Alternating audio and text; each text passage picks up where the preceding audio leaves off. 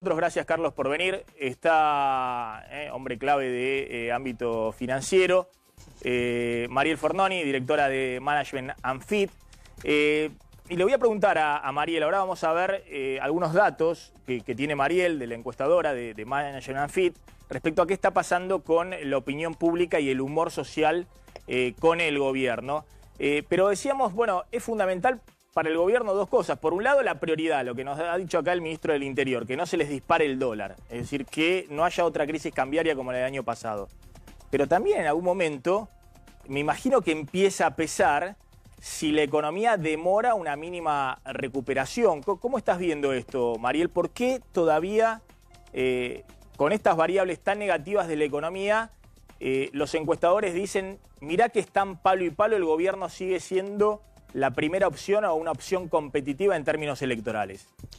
Bueno, porque de alguna manera el gobierno sigue manteniendo... A ver, hoy el gobierno tiene un nivel de aprobación de gestión que ronda los 26, 27 puntos. Es decir, que ha caído mucho en términos de aprobación, prácticamente tenía 50 puntos los 2 primeros años. Ahora, el problema es qué es lo que la gente ve enfrente y todavía, al no haber otra opción competitiva, evidentemente mantiene ese porcentaje de votos que aprueba hoy la gestión. De hecho, sube en intención de votos 5 o 6 puntos más si el candidato que está enfrente es Cristina.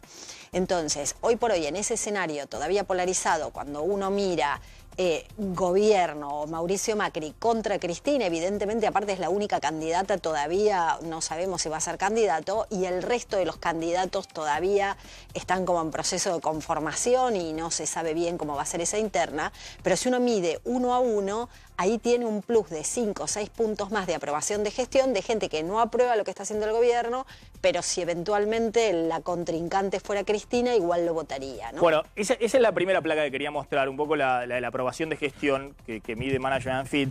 Más o menos coincide con lo que están midiendo otros sondeos de opinión que encarga el gobierno o que encargan partidos de la oposición.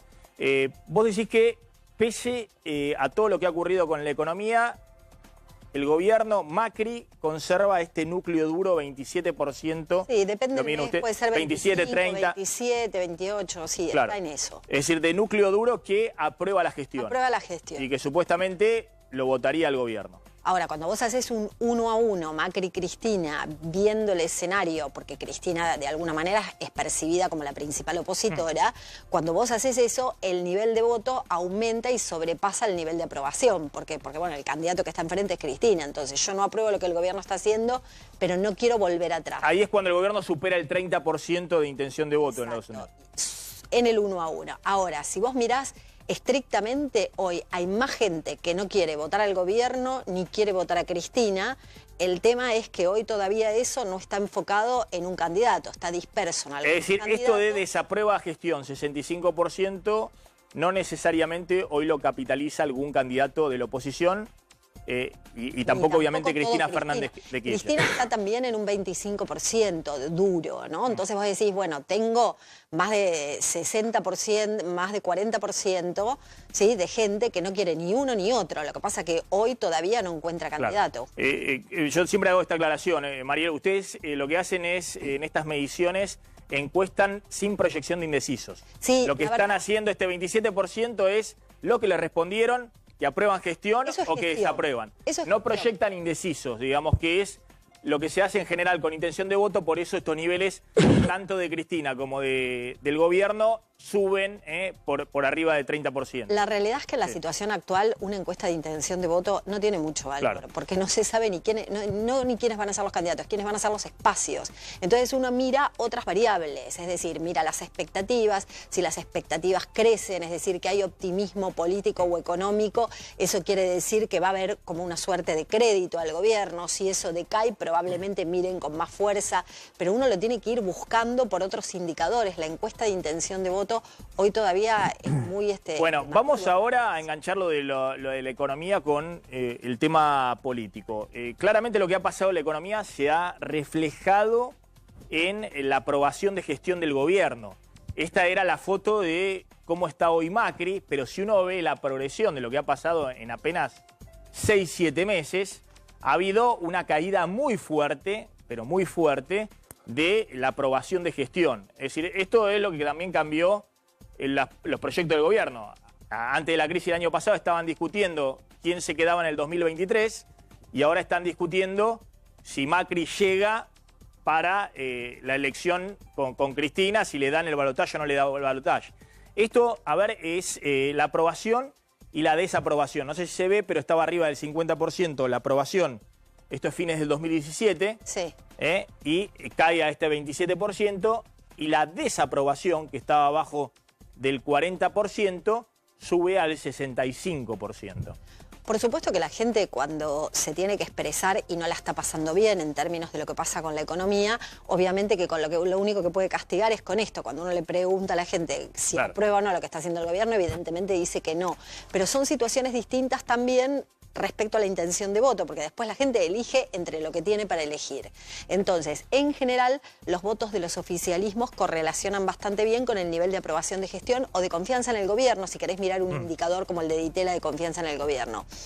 El tema es que, en este caso, si fuera Cristina la que estuviera enfrente, crece 5 o 6 puntos desde el valor que correlacionaría con los votos. Ahora, también es cierto que cuando uno mira elecciones no solo en Argentina, sino en toda Latinoamérica, los cambios entre oficialismo y oposición correlacionan muy bien con el crecimiento, ¿no? Con la situación económica. Con la situación fundamentalmente con crecimiento y con empleo. Más te diría que con inflación, porque la inflación, si vos tenés salarios que acompañan, eso... Se lo bancan. Exactamente. Mirá, justo estaba viendo un reporte de un banco extranjero, que ahora están, ya no hablan de economía, los bancos extranjeros hacen todos dossier de 40, 50 páginas, haciendo las proyecciones políticas. Sí. Cómo está Macri, cómo está Cristina, cómo está la alternativa Massa, Urtubey y demás. Este banco es el BNP Paribas, un banco francés que tiene inversiones en la Argentina.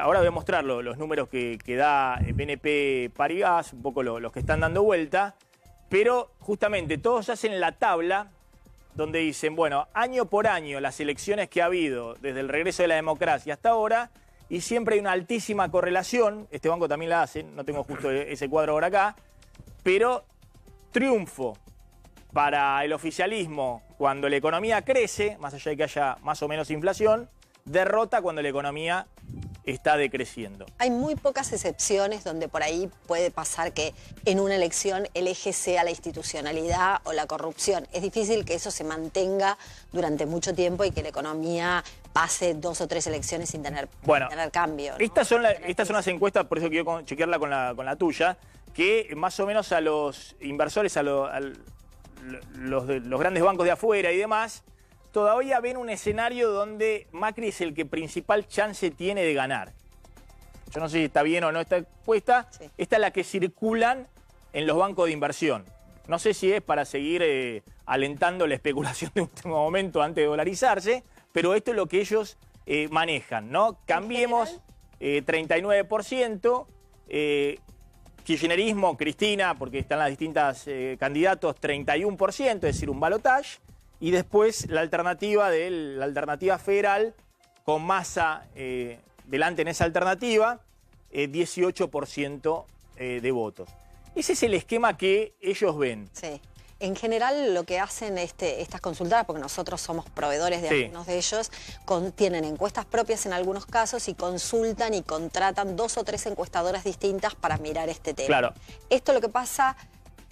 bueno, es así el cuadro aproximadamente. Tal vez lo único que no incluye la figura de Labaña, que creció un poco ese espacio, pero la realidad es esa. Es decir, ese 39 representa, bueno, ahí proyectando indecisos y demás, es más de lo que... 39, 35, no importa. Lo ponen primero al gobierno, después ponen al kirchnerismo alrededor del 30%.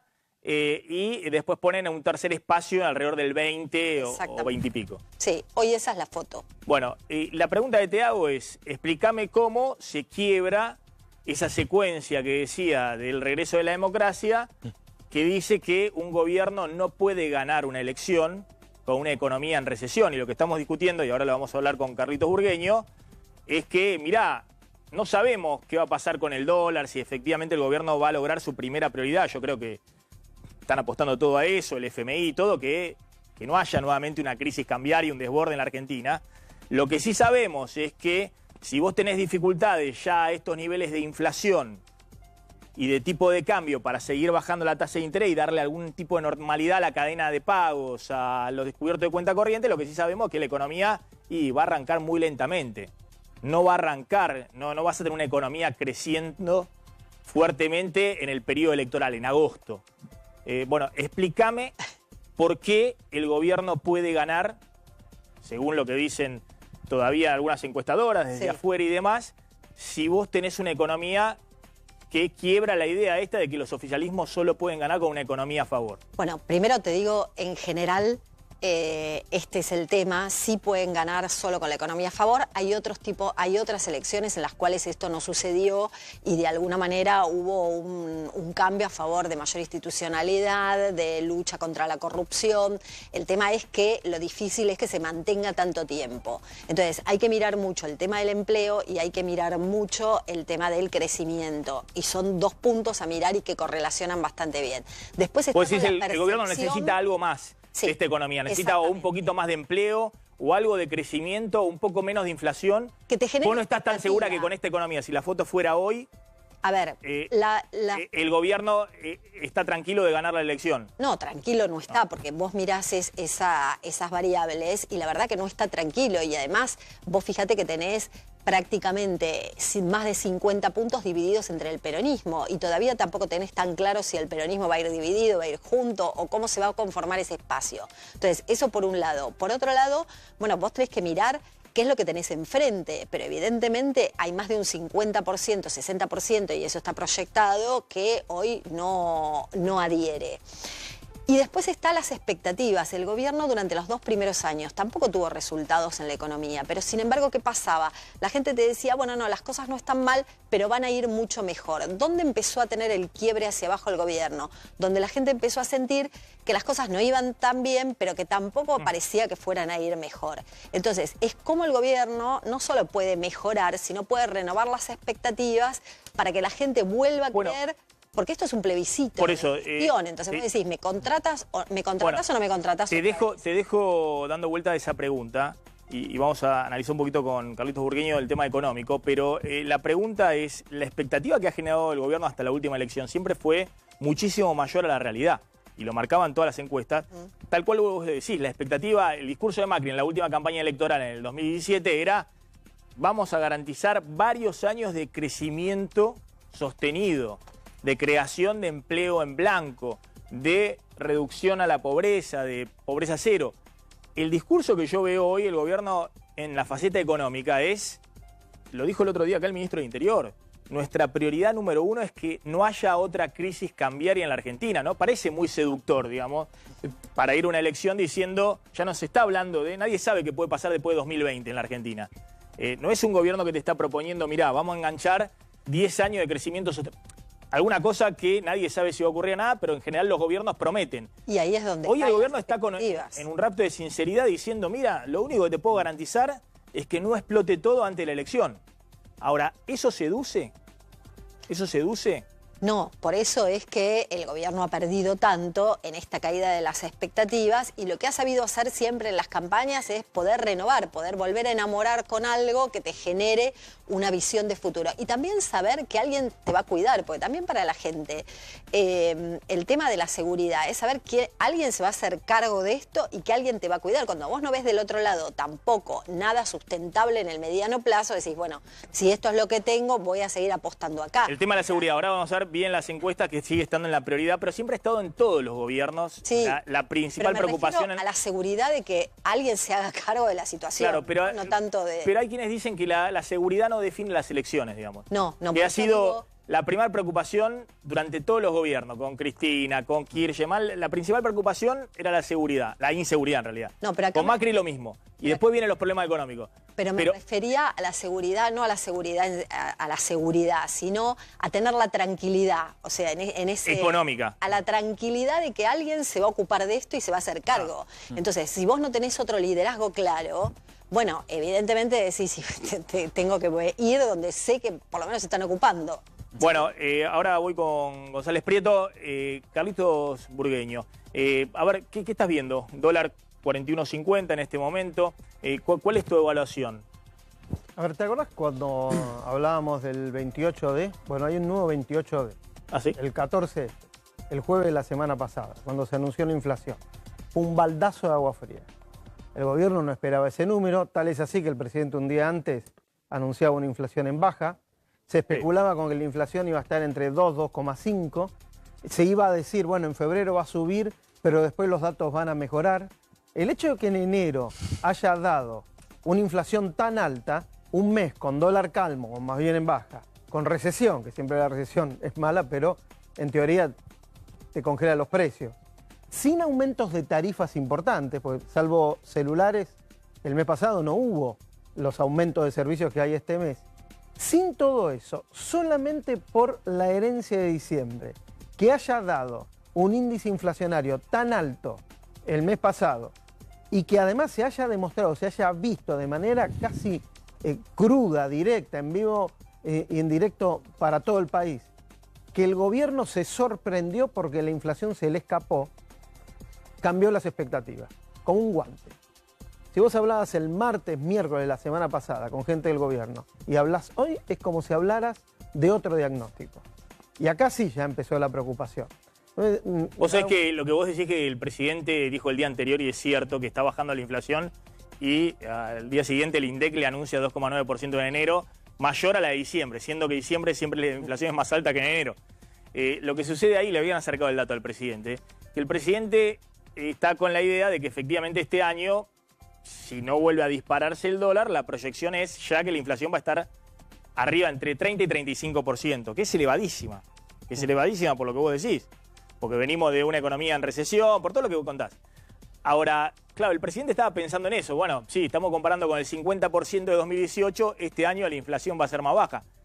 Pero estos meses son datos, niveles de inflación elevadísimos. Es que, Maxi, estás comparando un año, el año pasado, donde el plan de ajuste empezó en serio en agosto, contra un año donde en teoría el plan de ajuste va a durar todo el año. Claro. Y vos en un plan de ajuste fiscal feroz como este, con la economía cayendo y demás, vas a tener una inflación más alta que la que tuviste en el 2017. Que la del 2017. Claro. ¿No? Ahora, vos mencionabas muy bien que cómo se llega a las elecciones. En realidad el plan que tenía el gobierno, supongo que lo sigue teniendo, es que en el momento de ir a votar, la economía no iba a estar tan mal, que algunos signos de reactivación ibas a ver, con algunos sectores trabajando bien, como el campo, los petroleros, y un mercado interno, por algún motivo inexplicable, la inercia o algo por el estilo, iba a mejorar. No, por esto que contábamos, Carlos, porque pensaban que a partir de marzo los salarios le iban a ganar por una buena diferencia a la inflación, porque pensaban que la inflación iba a ser mucho más baja. Porque muchos salarios, 18 millones de salarios en la Argentina, se ajustan por la ley de movilidad con la inflación del año pasado, y que eso iba a reactivar el consumo. Bueno, la inflación te quedó más alta. Lo otro que le podías dar ayudín al consumo, que el gobierno pensaba empezar a dar crédito para darle un poco de ayuda. La tasa de interés no puede seguir bajando, es más, va a tener que subir en los próximos días la tasa de interés si se sigue moviendo hacia el dólar. Y eso te retrasa la recuperación. Entonces, ¿ahora de qué se habla? Bueno, que no va a ser marzo y abril. ¿Cuándo entonces? Una gran pregunta. La pregunta es, ¿será en octubre? ¿Será antes de octubre? ¿Y llega o no llega octubre? ¿Llega o no llega octubre? Y ahí es cuando empieza la preocupación y te digo, el clima cambió. Lo que decía ahora, Mariel, si hay algún tipo de recuperación del empleo o del consumo. Claro, ahora lo que se está pensando es en otra cosa. A ver, ¿qué se puede hacer? ¿Qué se puede plantear? ¿Qué tipo de medidas se pueden aplicar, se pueden implementar que cambien por lo menos el clima? El presidente quedó contento el jueves de la semana, el mismo jueves, con el plan de reducción de las contribuciones patronales. Dijo, bueno, tráiganme planes por el estilo, porque por primera vez en mucho tiempo dejaste de hablar del dólar y empezaste a hablar de producción.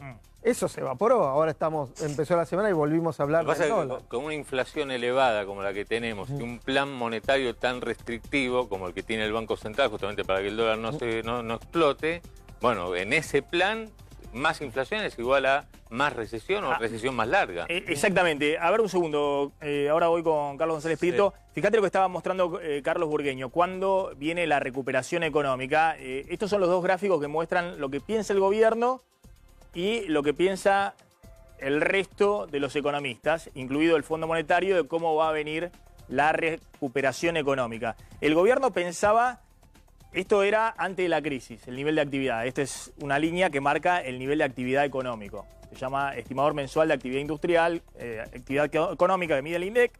Bueno, se desplomó la actividad económica por la crisis, por la disparada del dólar, la inflación, desapareció el crédito, se derrumbó la actividad económica. Este es el primer trimestre. El gobierno espera que empiece a recuperarse fuerte, salto con el campo.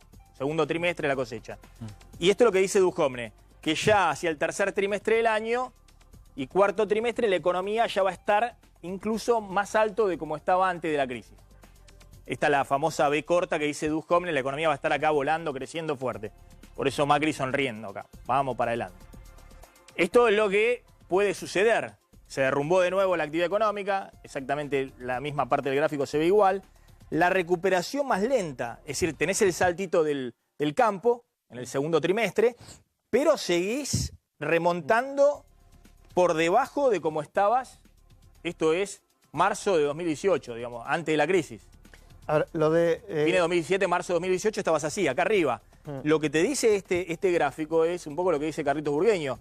Ojo que vos podés recuperar, pero muy lentamente, y hacia el periodo de la elección, acá estamos entre agosto y octubre, vas a estar en un nivel de actividad menor al que tenías cuando ganaste la última elección, en octubre del 2017, o cuando estabas a principios del 2018, antes de que te agarre la crisis. Menos empleo, menos consumo, es una situación más complicada. A ver, lo del campo es así, es tal cual. Fue tan malo el año pasado por la sequía, y este año viene normal, que te va a pegar un salto importante. Y si vos ves los resultados del primer cuatrimestre, primeros 5 meses del año pasado, la caída fue por el campo. Con lo cual, eso va a reactivar. Pero hay una cuestión que se lo marcó Melconian al presidente y también otros consultores a los que llamó. Ojo que el campo, si bien es un sector importante, la gente, la calle, no nota cuando la situación mejora porque al campo le va mejor. No es uno de los sectores expansivos que hacen que te cambie el clima. Es importante, quizás sea el más importante. No te arrastra toda la economía. Pero no te arrastra la economía. Y si además estás en un cuadro inflacionario, la gente, las familias, no están viendo que una situación mejore y eso hace que el consumo no reaccione.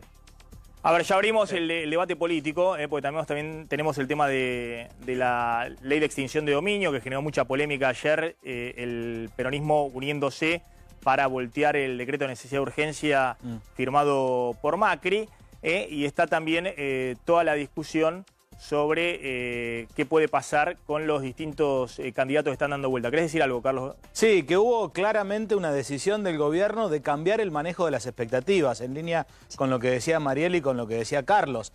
El gobierno que generó expectativas y se quemó con ese esquema, sí, hoy está con una política totalmente distinta. Dejar que nos sorprenda el 2019. Es como cuando vas a ver una película y te dicen va a estar buenísima, va a estar buenísima. Que nos sorprenda el 2019. Que nos sorprenda, te mira con una cara que nos sorprenda con ¿de qué estamos hablando? Pero Maxi, después de la hecatombe... Hasta ahora vamos bien, ¿no? Perdóname, después de la hecatombe del 2018, cualquier cosita muestra un estivo de mejora. De hecho, con la política monetaria sucedió. Ese es el plan del gobierno. Es como si yo vengo, Maxi, y te digo, te voy a traer una primicia espectacular que vamos a... Sí. Y después vengo y no traigo nada. Y vos decís, de Carlito, andate. Sí. Y si yo vengo con el bolsito, tranquilo, no me sin decir nada, y te sorprendo con mucha información, y por ahí te arranco una sonrisa. Esa es la lógica un poco del gobierno para el 2019. Entendí.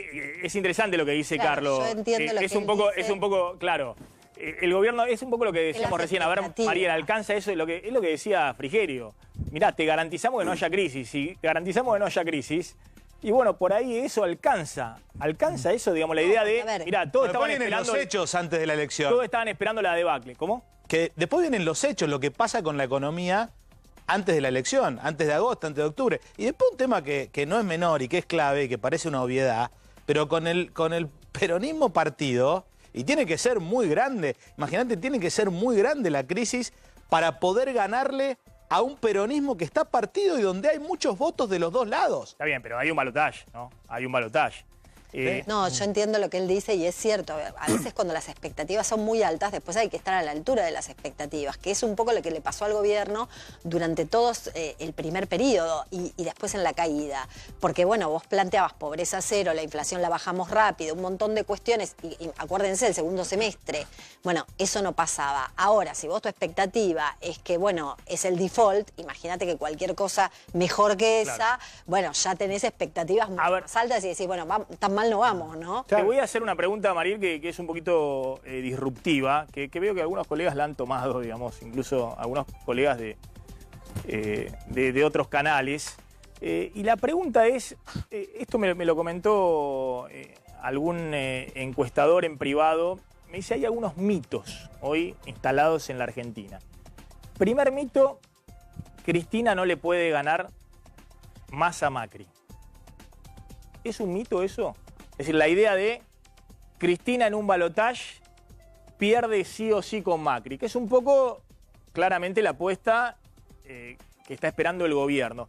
Este encuestador me sorprendió, me dijo, mirá, uno mira, él nunca lo votaría de Cristina y hoy está en 55%, otra vez ha estado por arriba del 60%, y uno mira, él nunca lo votaría de Macri y está en el 54%, me dice este encuestador, es decir, o 53%, no está muy distinto del de Cristina. Y en intención de voto, y bueno, este encuestador lo tiene a Macri por arriba de Cristina, pero no demasiado, lo tiene 2 o 3 puntos por arriba de Cristina, y dice, mirá, hay un balotaje, Cristina-Macri, y no sabemos qué pasa, porque es tirar la moneda y ver qué sucede. ¿Cuál es tu opinión respecto a eso? ¿Es un mito o efectivamente es la apuesta, la chance fuerte que tiene el gobierno? No, yo creo que es un mito y que creo que muchas veces el contexto sorprende e influye en una relación, digamos, que vos hasta... A ver, el año pasado vos me decías eso y yo te decía, no, es muy poco probable. Este año, la verdad que cuando uno mira los números, nosotros tenemos lo mismo. O sea, el nunca votaría de Cristina lo tenemos en 58, 57, 58, el de Macri en 55, 56. O sea, ¿qué es lo que pasa? Yo lo que diría es... Hoy cualquiera de los dos tiene serios problemas en un balotaje y el resto, cualquier candidato alternativo, tiene muy pocas probabilidades de entrar a un balotaje, por lo menos hasta ahora, pero tendría muchas más posibilidades de ganarlo. ¿Por qué? Porque él nunca votaría es muy bajo. Ahora, Mariel, entonces, perdón, pero a ver, el votante de Macri, que lo hizo para que no ganara el candidato de Cristina, tal vez se dé vuelta hoy. Y hasta la vote a Cristina, porque no estaba Cristina en ese momento, a pesar de que Cristina... No estaba Cristina. No estaba Cristina en el 2015, digo. No, era Scioli, que era un candidato más moderado y que atraía, era Scioli, era Zanini, era Aníbal Fernández. Por eso perdió. Digamos, por eso digo, ¿no? Hoy está Cristina, y el votante de Macri, del 2015, lo que no quiso es que ganara esa fórmula, también de Cristina. Ahora, si vos le preguntás a los peronistas, sea lo que sea, de un lado o del otro, ellos se van a unir, ¿eh? Se van a unir en el balotaje, no hay vuelta, porque el peronismo siempre fue así. Y ellos dicen, el peor candidato nuestro, dicen los peronistas, el peor candidato nuestro es mejor que Macri. Pero todos no dicen lo mismo. A ver, un segundo, a ver qué opina Mariel. Todos los peronistas piensan de la misma manera. Después de lo que digan es otra cosa. Porque el eje hoy del voto es, no quiero que gane Cristina, no quiero que gane Macri. No hay nadie votando a favor. O sea, la mayor parte del voto es voy a votar a Macri porque no quiero que gane Cristina, Cristina porque no ganó a Macri, si voy a votar un tercero porque no los quiero a ninguno de los dos. No hay un voto hoy propositivo. Entonces, en eso que vos planteabas, yo por eso hago mucho hincapié en las expectativas y en el contexto. Cuando en la primera vuelta Scioli gana la primera vuelta, pero más cerca de lo que se pensaba en relación a Macri, el 80% de los votantes de Massa decían que en el balotaje iban a votar a Scioli. Después de eso, a los 3 días, volvemos a medir, el 80% decía que lo votaba Macri.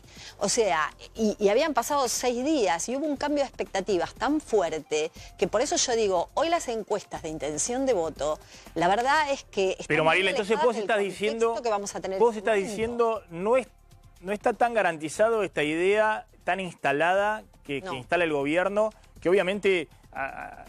yo lo contaba la otra vez, quienes van a verlo 15 minutos al jefe de gabinete, a Marcos Peña, y me parece varios de estos inversores de los bancos que después se creen los reportes, lo ven 15 minutos nada más a Marcos Peña, pues salen todos eufóricos diciendo ya está definido el balotaje con Cristina.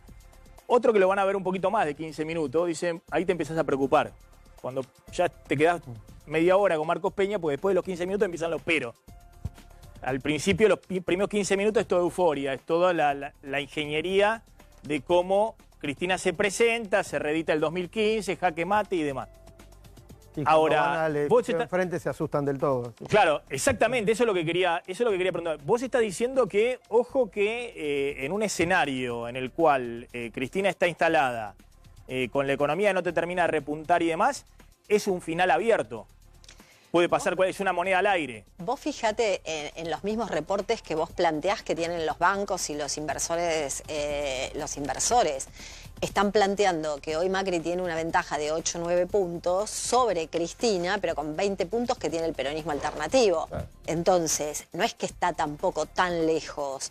Entonces, la verdad que es una situación difícil, también como la del 2015, que tampoco es que hubo una situación en la cual Macri, con toda la expectativa que generaba, ganó por 15 puntos. Ganó hoy el votante de esa tercera opción, de alternativa federal, de Massa, ¿está más cerca de Cristina o de Macri? Hay de todo. Porque en algún momento, como vos decías, estaba más cerca de Macri, o el rechazo a Cristina pesaba más en ese votante. Es el votante más lábil, es el votante que no es núcleo duro ni de uno ni de otro. Entonces es lo que yo te decía hoy. En el 2015, el 80%, una semana decía que iba a votar por Scioli, a la semana siguiente, con un hecho puntual que fue que se acercaron un poco en la primera vuelta, votaban por Macri. Entonces es un votante lábil en el cual pesa mucho el contexto, pesa mucho la situación, cualquier acontecimiento, son muy sensibles a cualquier acontecimiento que pueda pasar. A ver, una disparada del dólar. Bueno, ¿sí? Ahí cierro y abro también un poquito con la mesa. Primero un poquito con Iván Carrino, que es economista también, que está en la mesa, y con Carlito Burgueño. Bueno, imagínate, porque todos estamos hablando de la economía por un lado y la elección por el otro. Pero imagínate que empieza a instalarse un poco, empiezan a revolearse estas encuestas que yo mostraba y empiezan a ir afuera estas encuestas donde el escenario de moneda al aire empieza a tomar más fuerza. El discurso no, mirá, ganamos el ajedrez, ya está el balotaje con Cristina, volvemos a triunfar. ¿Qué pasa con la economía, Carlos? A ver, los banqueros que van a ver al gobierno más o menos ya saben qué es lo que escuchan, qué es lo que tienen que esperar, es más o menos lo que estuvimos contando, y dicen, bueno, nosotros o el populismo extremo, etcétera, etcétera. Ahora, hay un dato que está empezando a conocerse, es que los mismos banqueros y grandes empresarios ya están empezando a juntarse con el kirchnerismo. ¿Ah, sí? Para ver, bueno, y en el caso que ocurra lo que vos decís, ¿no? Lo que se puede dar, que Cristina le gane a Macri. Yo no estoy diciendo que le vaya a ganar. Yo estoy diciendo que se instale la idea de que, mirá, puede pasar cualquier cosa, que puede llegar a ganar. ¿Qué decisión eso en la campaña electoral. Después no sabemos qué puede pasar, pero si en ese escenario la economía empieza a complicarse porque la dolarización se profundiza. A ver, ¿cuál es la decisión que tienen que tomar los bancos en estos días? Concreta. Y se la preguntan a los economistas kirchneristas, ¿no? Que son los más atentos. También hablan con los que están con el peronismo federal, etc. Dicen, a ver, si yo compro hoy un bono de los que está licitando el gobierno, ¿me lo van a pagar? Que vence el año que viene, ¿me lo van a pagar o no me lo van a pagar? Y del kirchnerismo son actos de gobierno que nosotros vamos a cumplir y vamos a respetar. Mirá vos. Que es lo mismo que le dijo Kicillof a la gente del Fondo Monetario. A ver, que el acuerdo hay que renegociarlo, lo dice Labaña también, lo dice Melconian. Ahora, que los actos de deuda se respetan, se respetan. Es fuerte ese dato que decís. Es decir, bueno, de hecho yo siempre dije, Cristina puso el cepo para cumplir el pago de la deuda. Digamos, para pagar los vencimientos de la deuda en dólares con las reservas y no caer en default. Porque ¿qué es lo que se dice del otro lado? Por lo que a uno le cuenta, que lo que se está diciendo es que cuando venga el kirchnerismo lo que va a haber es una declaración de default y una reestructuración total de la deuda. Bueno, no es esa la hipótesis. Bueno, le conviene al gobierno también instalar esto. Si es así lo que piensan en el kirchnerismo, está bueno que el gobierno también que dialoguen y que lo difundan, digamos, porque ayudaría también a la estabilidad económica de todos, ¿no? Por otro lado, está el tema del acuerdo con el fondo, que ahí sí, el gobierno dice que lo va a cumplir, que lo va a respetar, y casi toda la oposición está diciendo que lo van a renegociar.